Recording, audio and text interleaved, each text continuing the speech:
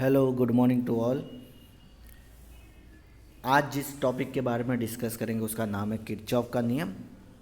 Kirchhoff के दो नियम होते हैं और ये दोनों जो नियम हैं, इस दोनों नियम से अपने कोई भी परिपथ को किस तरह से जोड़ सकते हैं उसके बारे में अपने समझ सकते हैं।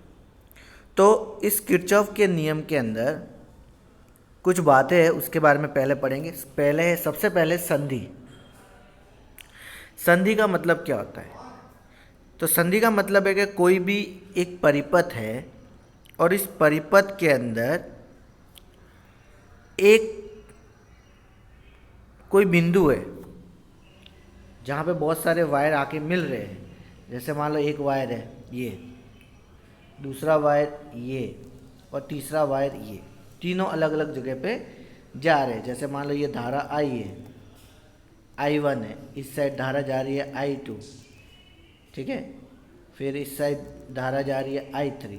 तो ये जो बिंदु होगा उस बिंदु को कहते हैं संधि, ठीक है। मतलब कोई भी परिपथ के अंदर ऐसा बिंदु जहाँ पे 3 या 3 से अधिक चालक मिलते हैं या चालक वायर मिलते हैं तो उसको संधि कहते हैं। फिर इसके बाद में आता है लूप। लूप किसको कहते हैं? तो लूप जो है कोई परिपथ है लेकिन वो बंद परिपथ है। बंद परिपथ मतलब कैसा है? जैसे कि मान लो कि ये जैसे प्रतिरोध है, ये प्रतिरोध, ये जैसे कि मान लो एक प्रतिरोध है और इस प्रतिरोध को मैंने बैटरी से जॉइन कर दिया और इसके साथ में की लगा दी। तो ये R, ये प्लस, ये माइनस, धारा ऐसे जा रही है। तो इसको अपने बंद पर लूप कहेंगे। लूप क्यों? क्योंकि यहाँ पे धारा जो है प्लस से चालू होके माइनस में जा रही है और एक सर्कल पूरा कर रही है। तो जब कोई भी धारा एक सर्कल पूरा कंप्लीट कर देती है, ठीक है, तो इसको अपने कहते हैं लूप। अब इसके बाद में है संधि के किरचॉफ के नियम के दो रूल है। पहला जो है प्रथम नियम, जिसको संधि नियम भी कहते हैं। अब संधि नियम में कैसा है कि कोई भी परिपथ है और जहाँ पे संधि मिलती है वहाँ पे धारा का बीजगणितीय योग जो है वो शून्य होता है। अब जैसे कि मैं तुमको एक उदाहरण दे के बताता हूँ कि किस तरीके से शून्य होता है। तो यहाँ पे जैसे मान लेते हैं कि अपने पास में एक संधि है, एक बिंदु है, वहाँ पे बहुत सारी धारा आके मिलती है। जैसे मान लो एक धारा यहाँ पे आ रही है I1, एक धारा आ रही है I2, एक धारा आ रही है I3, एक धारा आ रही है I4 और एक धारा आ रही है I5। अब पहला संधि का पहला नियम कहता है कि ये जो बिंदु है, इस बिंदु पर इन सब धारा जितनी भी है I1, I2, I3, I4 और I5, इन सब का योग कर दो, इन सब का योग कर दो धाराओं के संधि का, तो हमेशा उसका उत्तर जो है वो शून्य होगा, ठीक है। अब दूसरी बात तुमको याद रखनी है कि यहाँ पे धारा की दिशा किस साइड है। अब तुमको एक बात समझनी है कि धारा संधि की तरफ जा रही है, धारा की दिशा संधि की तरफ है तो अपने को प्लस में लेना है, और धारा की दिशा संधि से दूर जा रही है तो अपने को माइनस लेना है। ये रूल अपने को ध्यान रखना है। तो यहाँ पे I1 में देखते हैं, देखो धारा संधि की तरफ जा रही है तो इसको अपने प्लस लेंगे। फिर I2 भी धारा देखो संधि की तरफ जा रही है तो इसको प्लस लेंगे। अब I3 धारा देखो संधि से दूर जा रही है, संधि से दूर जा रही है मतलब इसको माइनस करेंगे, माइनस लेंगे। और I4 जो है वो भी संधि से दूर जा रही है तो इसको भी माइनस लेंगे। और I5 जो है वो वापस संधि की तरफ जा रही है तो इसको प्लस लेंगे। अब इन सबको जोड़ देते, तो इन सबको जोड़े तो देखो I1 संधि की तरफ जा रही है तो यहाँ पे आ जाएगा I1, फिर प्लस हो जाएगा I2 अब देखो I3 बाहर जा रहा तो -I3, 4 भी बाहर जा रहा तो मतलब -I4, और I5 अंदर की तरफ जा रहा है तो प्लस आ जाएगा, +I5 इक्वल टू जो होगा वो 0 होगा।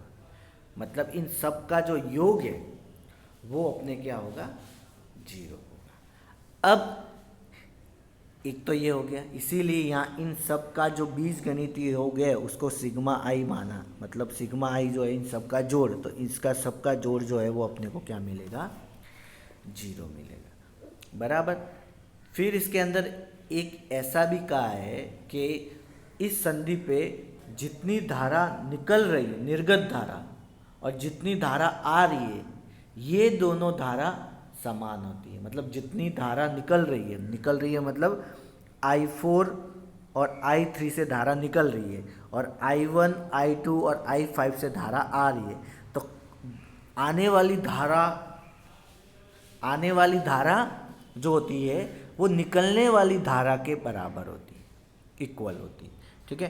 तो इस प्रथम नियम में ये सब बातें अपने को देखने की है, ठीक है। यहाँ पे एक और उदाहरण दिया हुआ है, और यहाँ पे उसके नियम के बारे में भी बोला है कि जो मैंने बोला अभी, ठीक है, अभी जो मैंने बातें बोली वही सब बातें हैं कि संधि की ओर आने वाली धाराओं का योग संधि से दूर जाने वाली धाराओं के योग के बराबर होती है।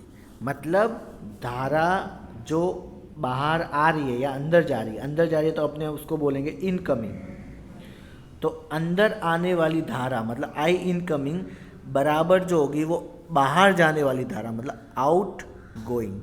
मतलब अंदर आने वाली धारा बराबर होगी बाहर जाने वाली धारा के बराबर होगी। ये एक सूत्र, इसका दूसरा परिभाषा इसकी बन रही है। मतलब कहीं पे भी धारा ख़त्म नहीं होती, जितनी धारा अंदर जा रही है उतनी धारा बाहर निकल रही है। मतलब ये आवेश संरक्षण के नियम को क्या करती है, पालन करती है, आवेश संरक्षण नियम का पालन करती है। अब देखो यहाँ पे और क्या बोला है यहाँ पे कि यहाँ पे एक उदाहरण दिया हुआ है, जैसे मैंने अभी तुमको बताया उसी तरह का उदाहरण यहाँ पे दिया हुआ है। देखो यहाँ पे एक परिपथ दिया हुआ है, यहाँ पे देखो I1 धारा अंदर जा रही है, I2 भी अंदर जा रही है, I3 बाहर जा रही है, I4 बाहर जा रही है और I5 बाहर जा रही है, जो अभी अपने ने पढ़ा वही। तो देखो यहाँ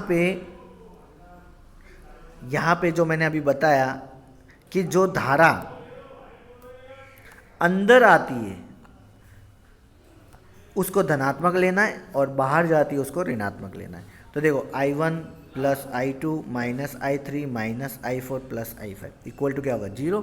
अब देखो माइनस माइनस वाली जो साइन है वो इस साइड लेके जाओ राइट साइड में, तो माइनस माइनस वाले साइन कौन सा, I3 और I4 है, दोनों माइनस में, तो इस साइड आ जाएगा तो प्लस I3। तो यहाँ पे I1 I2 और I5 क्या इनकमिंग है और I3 I4 क्या है आउट गोइंग है। तो ये इन दोनों को यदि मैं माइनस करूँ तो इसका योग जो है वो शून्य आएगा। तो इसलिए किरचॉफ का प्रथम नियम भी बोलते हैं, ठीक है, और इसको ऐसा भी बोल सकते हैं कि किरचॉफ के धारा का प्रथम नियम, यह उसका पहला नियम। अब इसके बाद में आता है इसका दूसरा नियम। तो दूसरा नियम जो है उसको लूप का नियम कहते हैं, ठीक है, उसको अपने लूप का नियम कहते हैं। तो लूप के नियम में कुछ बातें अपने को याद रखनी है, समझनी है उस कॉन्सेप्ट को, ठीक है। तो लूप के नियम में कैसा है कि कोई भी जैसे प्रतिरोध है या कोई भी सेल है, ठीक है, तो प्रतिरोध बहुत सारे, ठीक है, और सेल भी बहुत सारे और एक बंद परिपथ है, तो उसके अंदर बैटरी का बीजगणितीय योग मतलब बैटरी के अंदर वोल्टेज का बीजगणितीय योग जो है वो अपने शून्य होगा। मतलब डेल्टा वी जो होगा वो शून्य होगा। जैसे पहले में क्या था, पहला नियम क्या था, डेल्टा आई इक्वल टू 0 था। मतलब उसके अंदर जितनी भी धारा है उन सब का जो बीजगणितीय योग होगा वो 0 होगा। इसी तरह दूसरा नियम जो है उस नियम में भी कैसा है कि कोई भी प्रतिरोध या कोई भी सेल के अंदर कोई भी वोल्ट है वो उसका बीजगणितीय योग जो है वो शून्य होगा। ये दूसरा नियम है। बराबर। तो इसके रिलेटेड मैं एग्जांपल बताता हूँ। एग्ज़ाम में आए तो खाली तुमको परिभाषा ही लिखनी है, यहाँ तक ही लिखना है। एग्ज़ाम में आए तो तुमको खाली यहाँ तक लेना है। यहाँ पे एक उदाहरण अपने को बताया हुआ है, ये एक सर्किट दिया हुआ है। अब इस सर्किट के अंदर अपने को प्रूव करना है कि इसका बीजगणितीय योग जो शून्य आ रहा है कि नहीं आ रहा, किस तरीके से इसको हल कर सकते हैं, तो वो यहाँ पे दिया हुआ है। अब देखो इस परिपथ के अंदर दो बिंदु, एक है बी बिंदु और एक है ई बिंदु। तो सबसे पहले किरचॉफ के प्रथम नियम के अनुसार बी बिंदु पर अपने संधि के नियम से उसका योग करते। तो देखो I1 जो है वो संधि के अंदर की तरफ जा रहा है तो प्लस I1 आ गया, I2 भी संधि की तरफ आ रहा है तो प्लस I2 आ गया। अब I3 जो है संधि से दूर जा रहा है तो माइनस I3 बराबर क्या हो जाएगा 0। अब माइनस I3 है, माइनस में तो इस साइड जाएगा, राइट साइड में तो प्लस हो जाएगा। तो क्या आया I1 प्लस I2 बराबर I3 आ गया।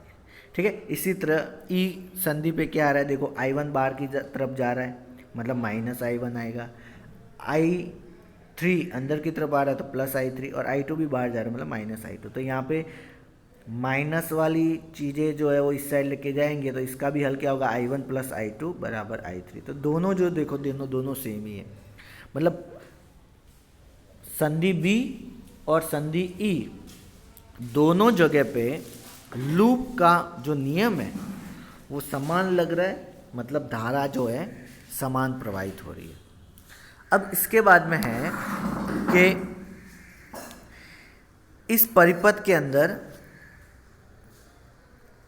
सबसे पहले अपने लेते हैं परिपथ के अंदर लूप नंबर 1। अब लूप नंबर 1 कौन सा है, ऊपर वाला। लूप नंबर 1 है ABEFA, ऊपर वाला ABEFA। अब इस लूप के अंदर कुछ कुछ बातों का अपने को पता होना चाहिए। अब इस बातों में क्या है कि जब धारा एंटी क्लॉकवाइज घूमती है, एंटी क्लॉकवाइज मतलब उल्टी दिशा में, घड़ी की सुई की उल्टी दिशा में जब घूमता है धारा, तो उसको अपने को धनात्मक मानना है, बराबर। और वोल्टेज जो है वो वोल्टेज प्लस से माइनस की तरफ जा रहा है, मतलब यहाँ पे जैसे देखो E1 जो है वो धारा प्लस से बाहर निकल गई तो प्लस से माइनस की तरफ जा रहा है, तो उसको अपने को क्या लेना है, माइनस लेना है। ठीक है, इसके बिंदु जो है वो आगे भी दिए हुए हैं कौन कौन सी बातों का ध्यान रखने का। तो यहाँ पे देखो चिन्ह कैसे लगाते उसके बारे में 2 रूल्स दिए हुए। तो इसमें कैसा लिखा हुआ है कि किसी प्रतिरोध R पर विभव परिवर्तन द्वारा माइनस IR लगाएंगे और धारा के विपरीत दिशा में चलने पर प्लस IR लेंगे। ठीक है, मतलब ये कोई प्रतिरोध है उसके अंदर उसका मान उसके विपरीत दिशा में जाएंगे, विपरीत दिशा में जाएंगे तो प्लस IR लगाना है और उसी दिशा में जाएंगे तो माइनस IR लगाना है। ठीक है, ये तो प्रतिरोध के ऊपर परिवर्तन क्या होगा धारा का ये बताया। फिर सेकेंड बिंदु में क्या लिखा है, कोई भी सर्किट है और उसके अंदर विद्युत वाहक बल किस तरह से निर्धारित होगा। तो उसमें क्या लिखा है कि विद्युत वाहक बल स्रोत से यदि हम ऋण टर्मिनल से धन टर्मिनल की तरफ जाते हैं, मतलब माइनस से प्लस की तरफ यदि अपने जा रहे हैं किसी विद्युत वाहक बल में, तो अपने क्या लेंगे, प्लस ही लेंगे। माइनस से प्लस की तरफ जा रहे हैं तो प्लस ही लेंगे, और ऋण टर्मिनल से धन की जा रहे हैं तो प्लस ही, और धन टर्मिनल से ऋण टर्मिनल की तरफ जा रहे तो माइनस ही लेंगे। ये 2 रूल अपने को याद रखने, बराबर। मतलब फिर से मैं बोल रहा हूँ, धारा कोई प्रतिरोध R है उसमें धारा परिवर्तित की दिशा किस तरह से निर्धारित होगी, तो उसके अंदर धारा की दिशा में ही जा रहा है कोई प्रतिरोध। ठीक है, तो माइनस IR और विपरीत दिशा में जा रहा है तो प्लस IR। यहाँ पे भी ऋण टर्मिनल से धन टर्मिनल की तरफ जाएंगे तो प्लस ही, और धन टर्मिनल से ऋण टर्मिनल की तरफ जाएंगे माइनस ही। तो ये दोनों चीज़ों में यह याद रखना है कि ऑपोजिट जाएंगे तो प्लस का साइन अपने को लगाना है। तो इसी तरह यहाँ पे भी देखो, सबसे पहले इक्वेशन नंबर 1 कैसे आई, और ये सर्किट कौन सा लिया, अपने ने परिपथ लिया ABEFA, ठीक है। तो ABEFA में देखो देखो अब सबसे पहले इस परिपथ में कैसा है कि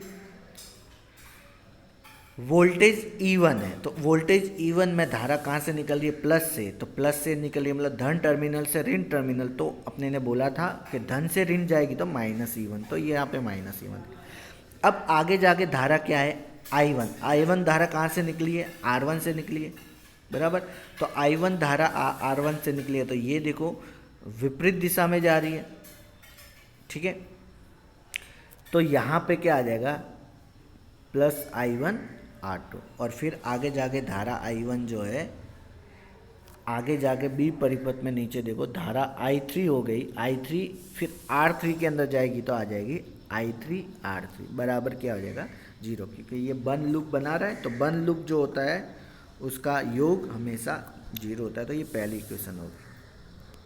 इसी तरह दूसरी इक्वेशन देखो, दूसरी इक्वेशन में भी देखो नीचे वाली ली है BCDEB,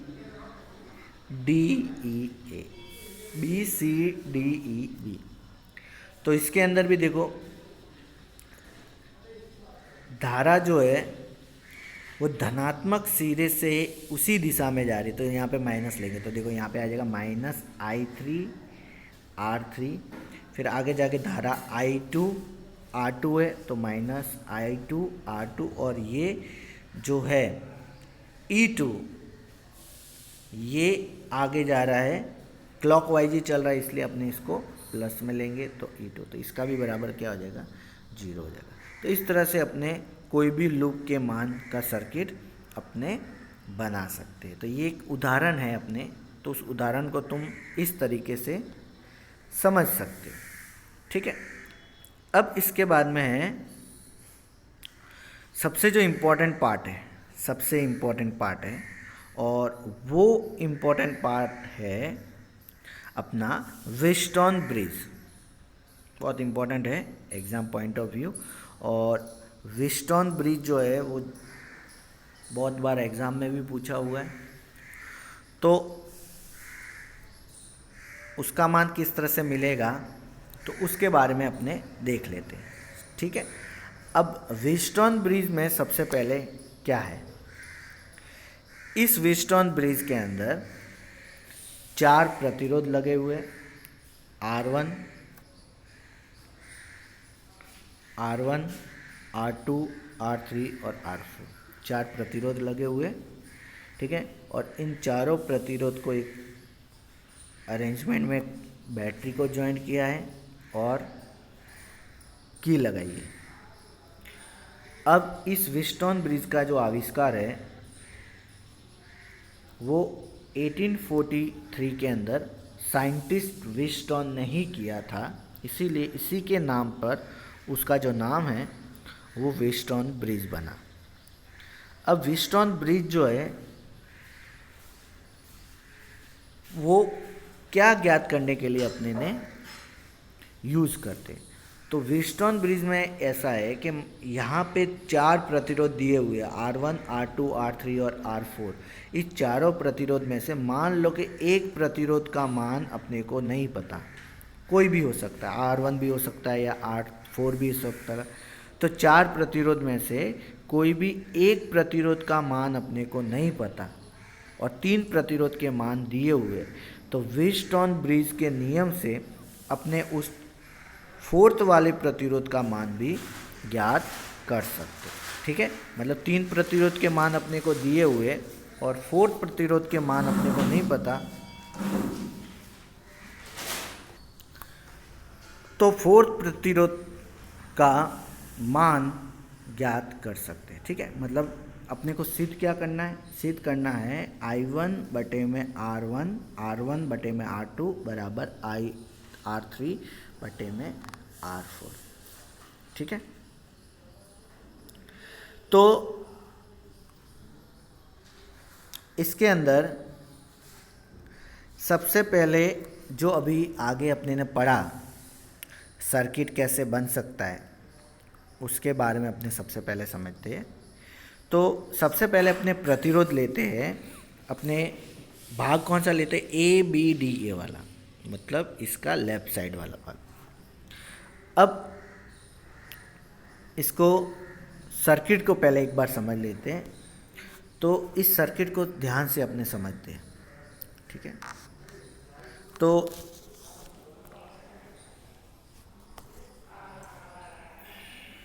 इस सर्किट के अंदर देखो, ये बैटरी का प्लस सिरा है, ये माइनस, मतलब धारा यहाँ से गई आई।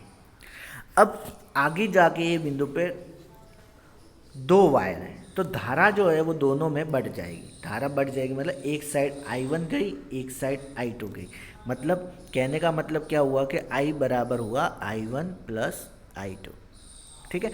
मतलब दोनों ने थोड़ी थोड़ी धारा दोनों वायर में प्रोवाइड कर दी। तो एक जो धारा AB है उसमें I1 गई और धारा AD है उसमें I2 गई।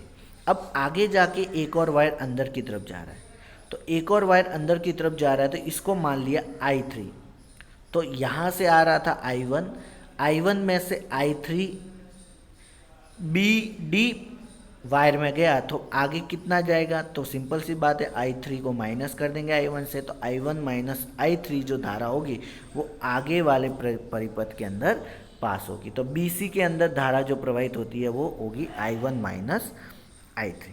अब आगे जाके ये धारा I3 और यहाँ की धारा क्या हो जाएगी I2, ये दोनों धारा आगे जाके R4 में आएगी। तो R4 के अंदर जो धारा होगी वो इन दोनों का योग होगा, मतलब DC के अंदर जो धारा होगी वो होगी I2 plus I3। I2 plus I3 का योग जो होगा वो अपने CD वायर के अंदर प्रवाहित होगा। तो इस तरीके से पूरे वायर के अंदर धारा प्रवाहित हो रही है, ठीक है। तो अब इसमें क्या करेंगे, जो लूप बन रहा है ABCDA, तो इसमें आधा आधा करके अपने उसको संधि के नियम से और लूप के नियम से उसकी दिशा निर्धारित करेंगे। तो पहला जो है वो है ABDA लेंगे, ठीक है। तो यहाँ पे पहला जो है वो अपना परिपथ होगा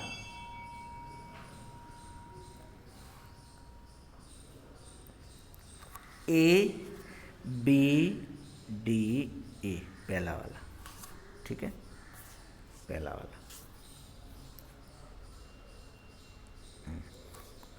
पहला वाला ABDA। तो इसके अंदर देखो धारा की दिशा जो है वो क्लॉकवाइज है, ठीक है। और धारा कहाँ से निकल रही है, प्लस से निकल रही है, क्लॉकवाइज। तो अपने ने क्या देखा था कि जब प्रतिरोध धन टर्मिनल से जुड़ा हुआ और धारा जो है वो क्लॉकवाइज है, तो अपने माइनस का साइन लेंगे। तो यहाँ पे क्या हो जाएगा, पहली जो धारा है वो कहाँ जा रही है, I1 और R1 में, तो लिख देंगे माइनस I1 और R2, I1 और R1। फिर धारा I3 के अंदर नीचे जा रही है I3 R5, तो आ जाएगा माइनस R3 I5। अब ये जो धारा है, अब अपने जो मान है वो धारा के विपरीत दिशा में ले रहे। देखो ये वाले परिपथ में धारा विपरीत दिशा में, क्योंकि अपने तो क्लॉकवाइज मान ले रहे, तो क्लॉकवाइज मान लेंगे तो यहाँ पे आ जाएगा I2 R2 प्लस में होगा, तो I2 R2 प्लस में बराबर हो गया 0। अब यहाँ पे अपने को एक कंडीशन माननी है कि यहाँ पे जो बीच वाला जो वायर है BD, तो बीच वाले जो वायर है उसको अंदर धारा नहीं जा रही है, अपने ऐसे मानना है। क्यों, क्योंकि जब तक बीच वाली धारा को 0 नहीं मानेंगे तब तक उसके परिपथ के अंदर अपने गणना नहीं कर सकते। तो अपने क्या मान लेते कि I3 जो है वो 0 है, तो इसमें I3 वाला जो मान होगा वो 0 हो जाएगा, मतलब बीच वाला जो टर्म है I3 R5 वो 0 हो जाएगा। तो बचेगा क्या, minus I1 R1 plus I2 R2 बराबर हो गया 0। अब माइनस की साइन है तो राइट साइड में ले लेंगे, तो I1 R1 बराबर I2 R2 हो गया। अब इसको सिंप्लीफाई करेंगे तो बनेगा I2 I1 बराबर R1 R2। इस तरह से अपने को समीकरण नंबर 1 मिल गया, परिपथ नंबर 1 मिल गया। इसी तरह परिपथ 2 में सेकंड वाला परिपथ जो होगा उसके अंदर भी इसी तरीके से अपने मान ज्ञात करेंगे। तो इसके अंदर भी क्या हो गया कि क्लॉकवाइज जा रहा है उसको अपने माइनस मानेंगे। तो यहाँ पे भी जो पहली टर्म है I1 माइनस I3, ठीक है, R3, ये क्लॉकवाइज ही डायरेक्शन में धारा की दिशा में, तो माइनस वाला पार्ट लेंगे। नीचे वाला जो भाग होगा वो होगा अपने I2 प्लस I3, तो ये भी अपने माइनस में लेंगे, और बीच वाला I3 तो अपने जीरो मान लेंगे। तो यहाँ पे ये वाला मान, ये समीकरण अपने को मिला। तो इसके अंदर भी देखो I3 का मान तो जीरो लेंगे, तो इसके अंदर I3 वाले टर्म और इसमें I3 वाले टर्म को नहीं लेते, तो क्या बचा माइनस I1 R3, तो माइनस I1 R3, और यहाँ पे मिला I2 R4, तो I2 R4 और I3 वाली टर्म तो जीरो हो जाएगी लास्ट। इसको बराबर जीरो किया तो अपने को क्या मिला, I2 अपॉन I1 बराबर R3 R4, इक्वेशन नंबर 2। अब देखो इक्वेशन नंबर 1 और इक्वेशन नंबर 2 में देखो दोनों I2 अपॉन I1 है, तो I2 अपॉन I1 है, तो ये दोनों जो है वो समीकरण इक्वल होगी। तो I2 अपॉन I1 दोनों में कॉमन है, तो उसको नहीं लिखेंगे, तो बचेगा क्या, R1 अपॉन R2 और R3 अपॉन R4। तो ये जो समीकरण हुआ उसको संतुलित समीकरण कहेंगे, ठीक है। और इसके अंदर क्या होगा कि I1 और R1 अपॉन R2 का अनुपात R3 अपॉन R4 के अनुपात के क्या होगा, बराबर होगा। तो इस तरीके से अपने ये जो सूत्र है R1 अपॉन R2 बराबर R3 अपॉन R4, ये व्हीटस्टोन ब्रिज का समीकरण कहलाता है।